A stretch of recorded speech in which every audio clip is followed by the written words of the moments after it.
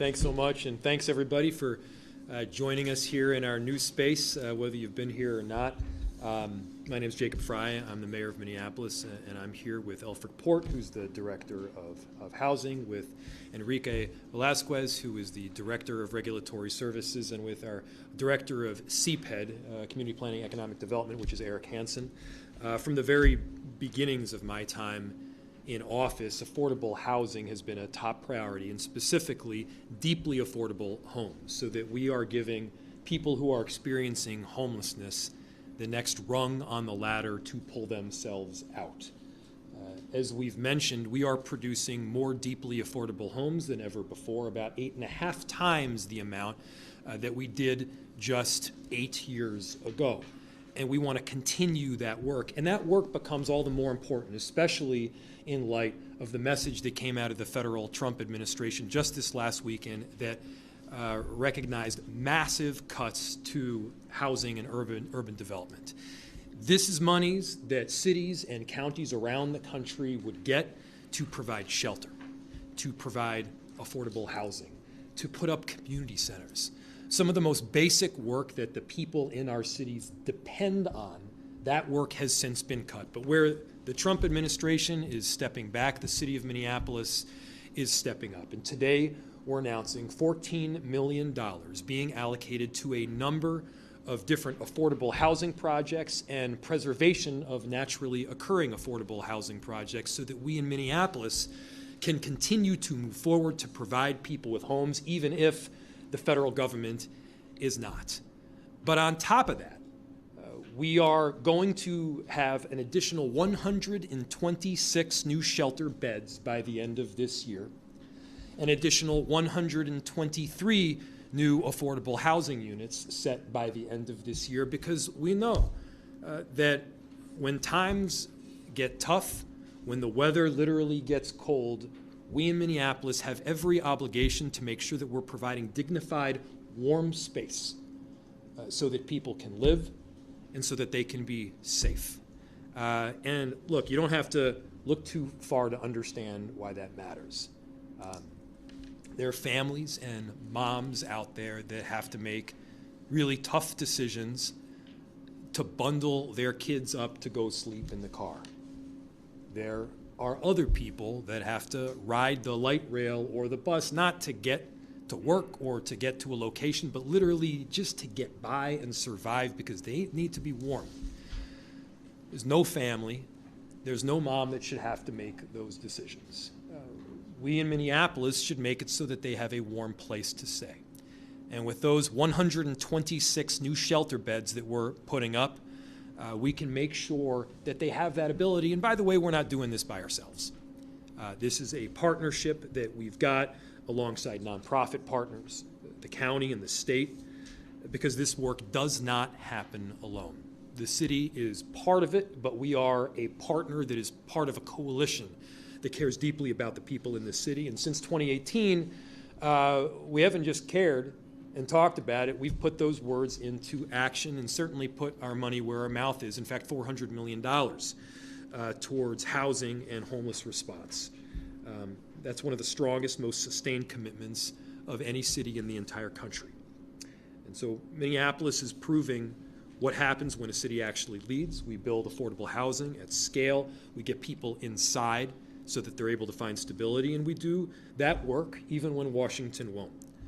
So the bottom line is what I said earlier. When federal partners pull back, Minneapolis is going to step up. I'm deeply proud of, again, our other partners that we've worked with and the leaders that I have with me at this table. And I have the honor of handing it over to our Director of Regulatory Services, Enrique Velazquez. Thank you, Mr. Mayor. Enrique Velazquez, E-N-R-I-Q-U-E, last name V-E-L-A-Z-Q-U-E-Z.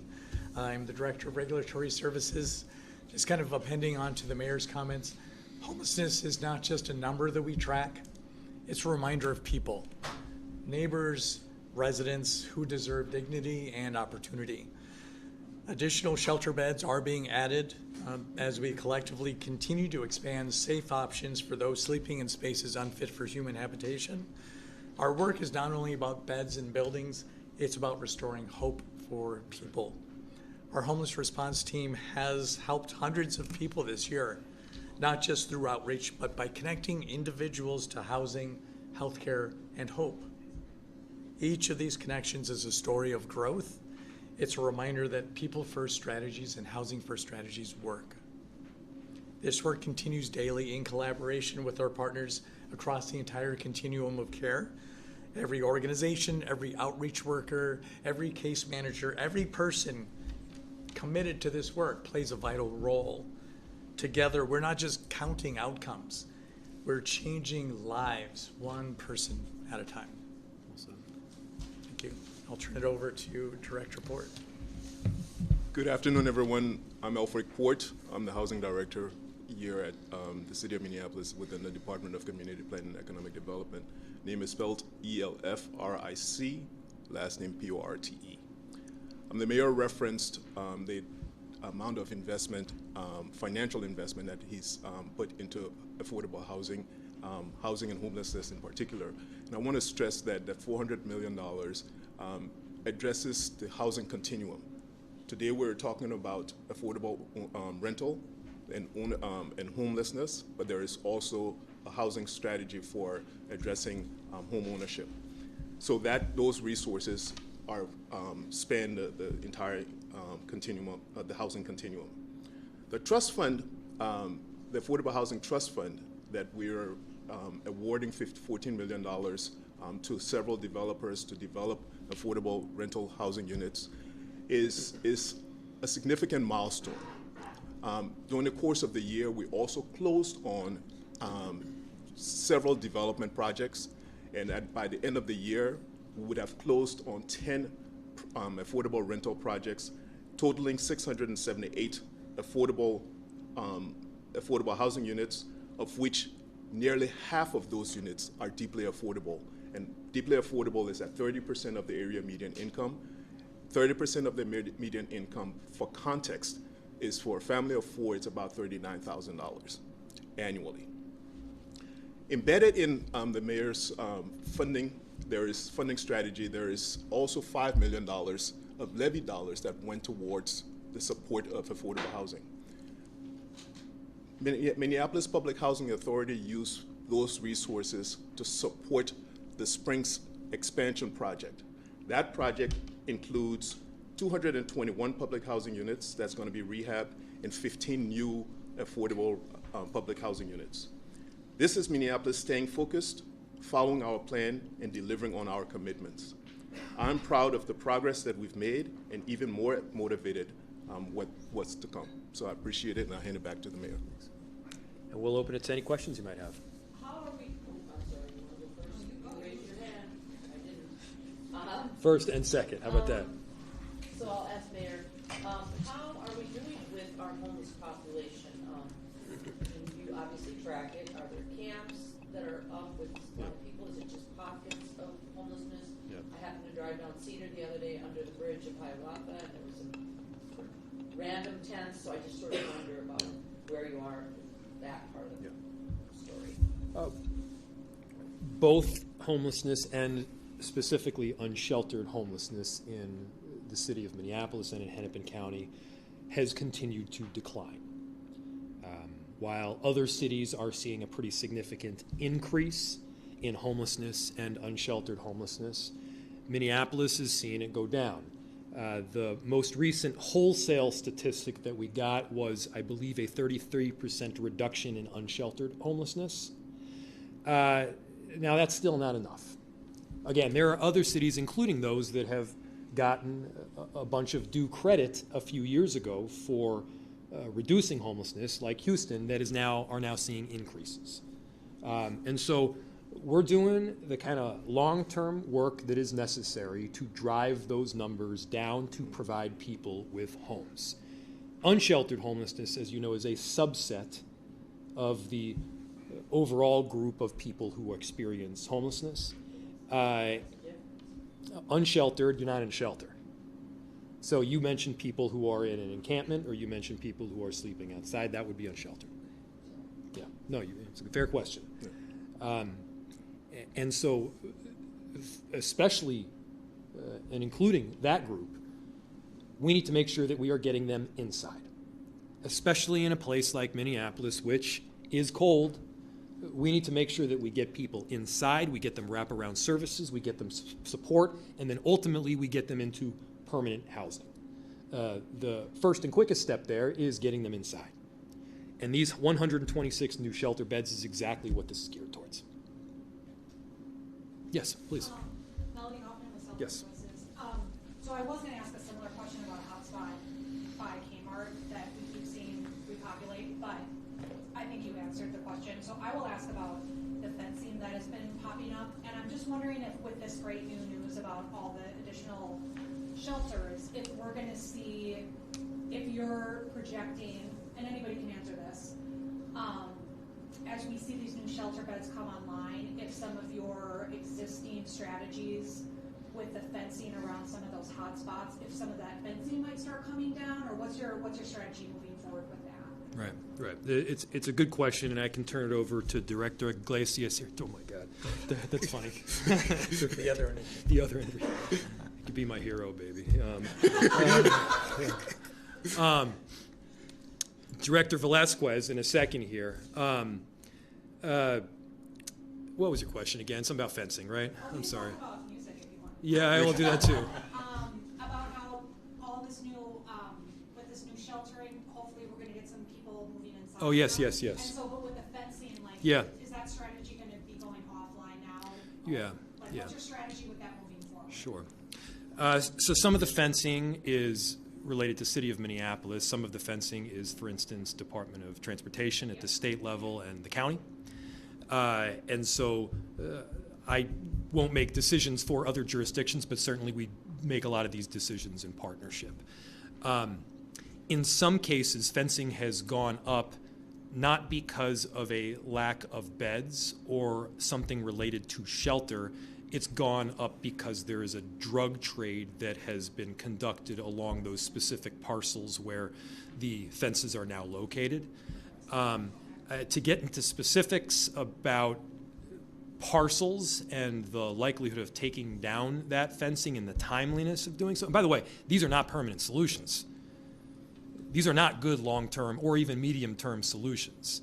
The fences, in some cases, have been set up simply for the safety of the residents in that area, as to prohibit a significant drug trade, which often results in serious violence along those corridors.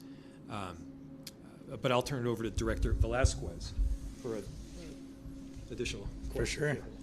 For sure. I'll be your hero. So with respect to fencing, some of the momentum around the fencing or the focus was really temporary in nature. More so, as the mayor mentioned, to interrupt that drug trade or the transactions that are constantly occurring and disrupting public safety, public health, and community livability. So when we start to see some of those different trends back down, then we can have the conversation with our partners about what a de-escalation plan would look like to remove that fencing in concert with one another. We don't want to move forward as a city to remove fencing if the other partners are not quite ready to do that, because then the problem will just matriculate into our area versus theirs. So at the same point, if one of our partners are ready and we're not quite ready, we don't want a problem to just divert itself over to one of those other properties. So we're working in concert with each other. If I may add, some of the properties are in CPED's inventory, the Community Planning Economic Development Department, and those parcels are slated for development. For housing. Right. So we have some of those fences will come down eventually because development plans are in the works, and once the developer closes, those fences will come down to commence the construction and advancement of that development.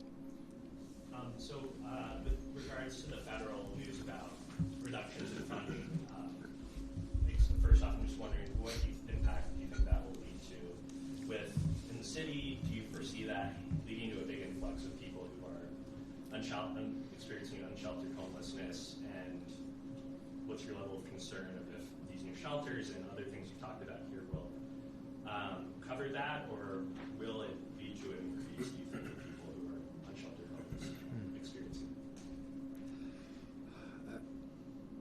Because I don't know the precise dollar figures yet, I can't give you the precise level of impact, but what I will say is that it's deeply concerning and significant.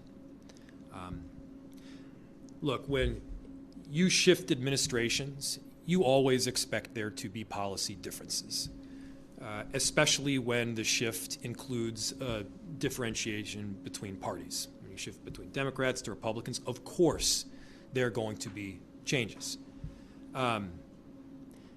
But in the past, we haven't seen this kind of wholesale cut of foundational service that cities and counties from both Democrat and Republican areas rely on. It was kind of one of those obvious streams of funding that we just need. We need them to house people. We need them to provide shelter. We need that money to provide the kind of basic city service that gives people dignity. And when those dollars are lost, we lose dignity along with it. Dignity that should be had by our communities that are struggling. And hitting on rough times is not a partisan issue. You know, it's not like just Democrats are homeless. And so it's deeply concerning about these cuts that we're looking at. Is Minneapolis going to step up? The answer is absolutely. Is Hennepin County going to step up? While I don't speak for them, I imagine the answer is absolutely. State of Minnesota. Here in Minnesota, we have kind of these foundational values that we're going to stand on. And these 126 new shelter beds, that's one example of it. But I'm quite confident that included in those 126 new shelter beds was federal funding. Yes. So it makes it all the much harder to do this in the future. Another thing I would ask is, what's your response to the people who have been critical of your response to homelessness in regards to encampments, whether it's, they feel as though, such as with the Sabri encampment or others, that they don't think services are being provided enough before they're cleared. I had people tell me that they were told they could come back and get their things the next morning, but then came back there and it was already closed down. They couldn't get their things. You talking about the Sabri encampment? Yeah. We have, with respect to the Sabri encampment, and we can provide you plenty of documentation on this, we went out there numerous times. We offered access to shelter. We offered access to services, addiction treatment. We went out there with a mobile medical unit on site to provide people with additional health care, meeting them literally where they were at. And in most cases, we did these things multiple times. So, look, I do have to call a spade a spade. If the argument is that we didn't offer services, that's just not true. Well, I mean, for this during the clearing was what I'm Well, during the clearing, this is not the way that anybody, including us, wanted to do it. We wanted to provide people with shelter options, give people access to storage, do this the right way, which, by the way, we had been advocating for months. We went so far as to sue the property owner. And what ended up happening was exactly what we told people would happen. These homeless encampments are not safe. We've got one over here then. Yeah. Oh, could you talk about what part of the budget this money came out of and why this dollar figure was chosen? So the $14 million comes out of the Affordable Housing Trust Fund. This is a fund that is set up so that developers of would-be affordable housing can apply to it, and based on a criteria and a point system, Elfric over here and his excellent team is able to make selections. The money for the 126 new shelter beds, I don't know exactly where that came from. Yeah. The resources for the 126 new shelter beds came from a combination of the ARPA dollars from the federal government and local and dollars from the county. What's the 400 million That's the total amount since 2018 that has gone into? that has gone into housing and homelessness response. I mean, we have invested heavily, yeah. I do want to touch back on the support camp. Director Enrique Velazquez, Claire Glenn, the attorney for Harmony Frey, said that he paid about $400 out of pocket for porta potties on the encampment, and then an invoice shows that with your name on it that those services are canceled. Do you recall why those services are canceled? And is there any city policy that prevents property owners from installing portable restrooms on a homeless campus? Yeah, so as we look at our operating guide for encampments or even unsheltered homelessness, which is available on the city website, porta potties, hand washing stations, those are the responsibility of the property owner if they wish to install them. I made the connection between Mr. Sabri and the vendor when he discovered that there weren't that many vendors willing to engage in this specific work or in this space. So with respect to why is my name on that invoice ordering the removal, it was part of our protocol and process in response to the mass shooting that took place. That was when we activated our emergency operations center. That was one of the steps that we ran through and removed the porta potties. Had there not been a shooting on that encampment, would you or the city have canceled those portable restroom services? No, I would not have. You got time for one more. Perhaps this is specifically the homeless units. With the addition of all of them, does this close the gap? Are there now more units than people who need them? Where does that ratio sit? Yeah, so with respect to unsheltered homelessness, presently, taking a look at our most up-to-date data, we have between 120 and 125 people who are living in spaces unfit for human habitation. That's vehicles, that's encampments, it's doorways, it's on river bluffs, a variety of different areas where we're finding people. So if they were ready and willing and were signed up to get into the shelter spaces, it would almost be one-to-one.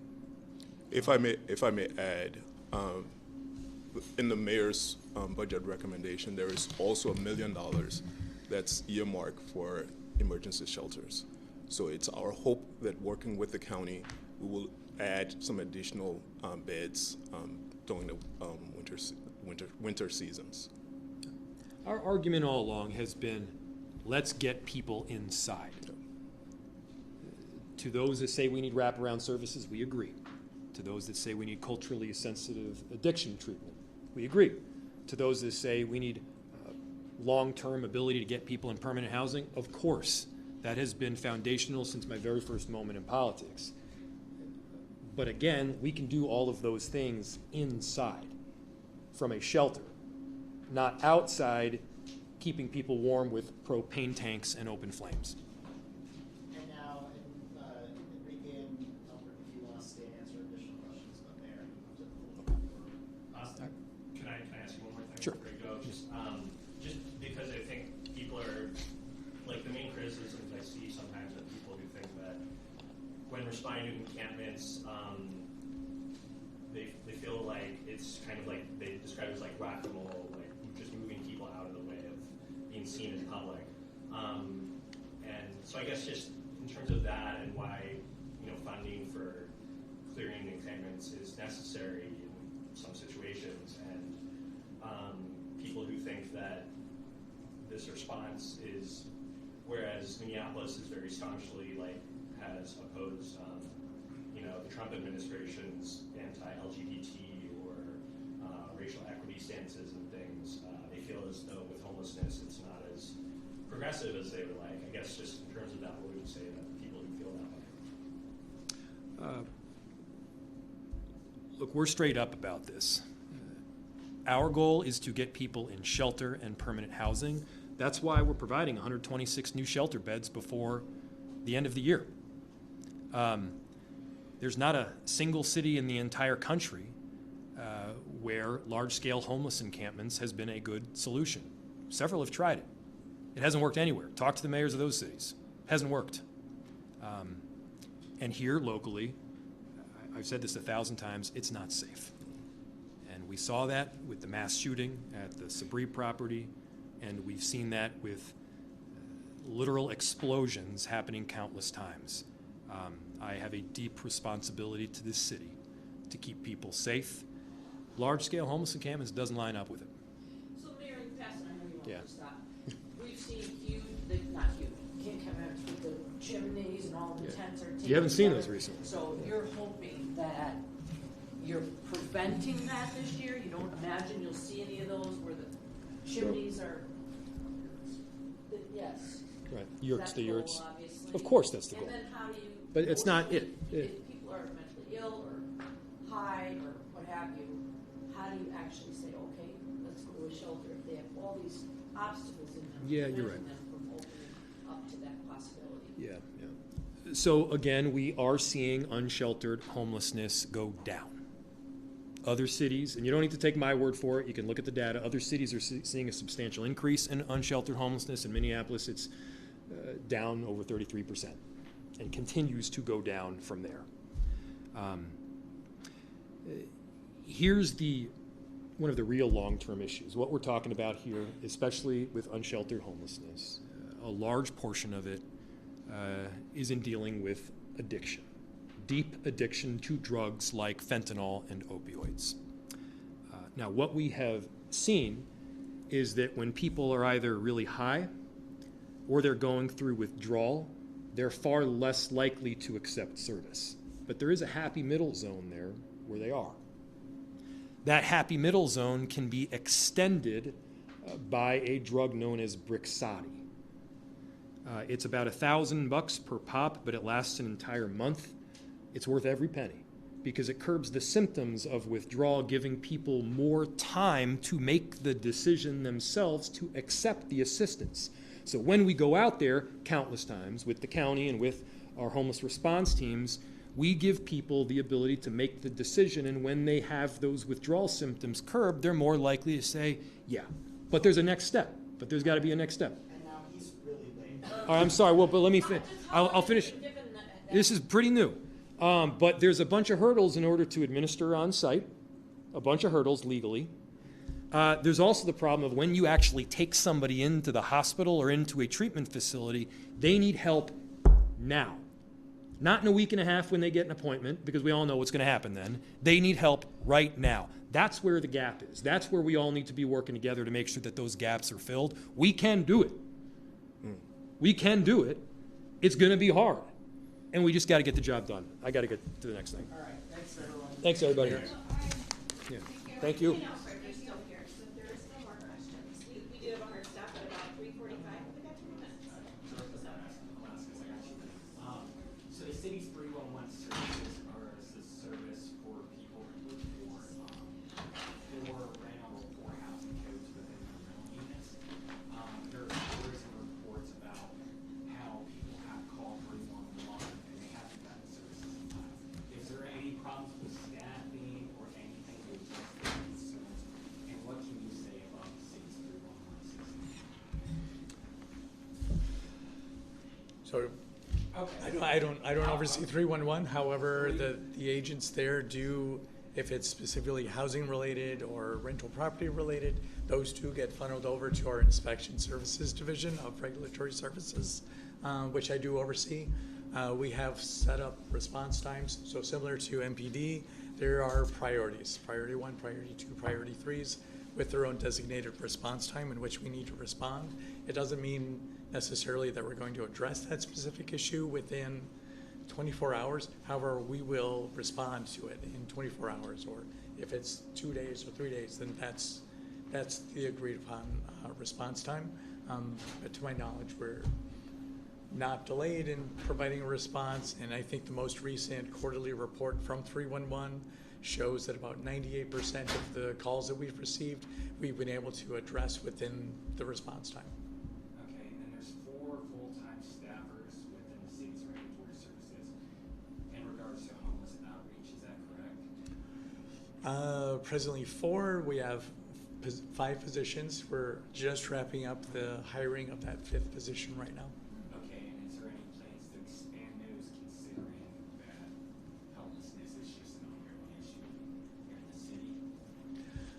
Yeah, we're evaluating what options we have. If we look at the 2026 mayor's recommended budget, they were actually 6 positions, and one of them is being removed because it has been hard to fill. That doesn't mean that we're disinvesting in homelessness response. We need to pivot as the state of homelessness continues to shift. We used to see sizable encampments. That was 2024. In 2025, we're not seeing that. We're seeing more need for behavioral health services, more need for social work, more need for other types of services. We're trying to figure out what the best complement is as we go into all these different spaces that are unfit for human habitation. If I can also add that through the budget process, we have resources that we contract with the county through a joint powers agreement. And those dollars are then used to work with nonprofit providers who also provide street outreach activities. So it's not just the city's staff, it's the county staff and our nonprofit providers. Like everything that we do in collaboration with our partners.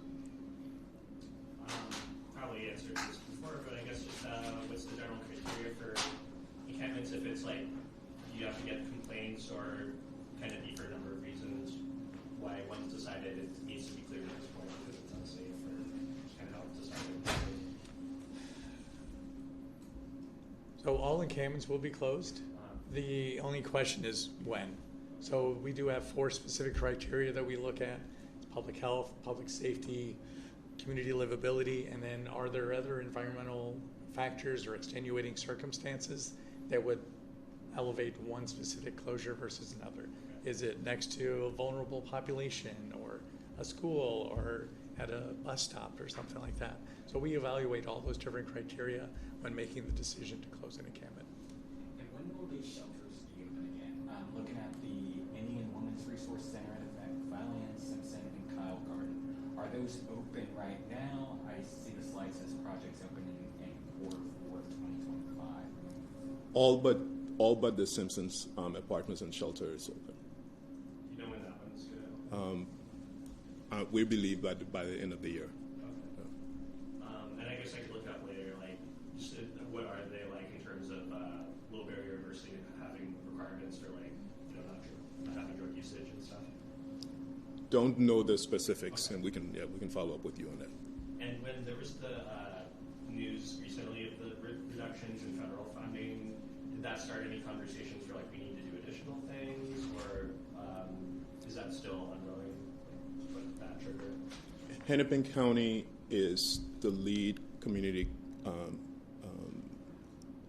continuum of care provider in the county, and they're the responsible party. But we are having conversations with them about resources and next steps.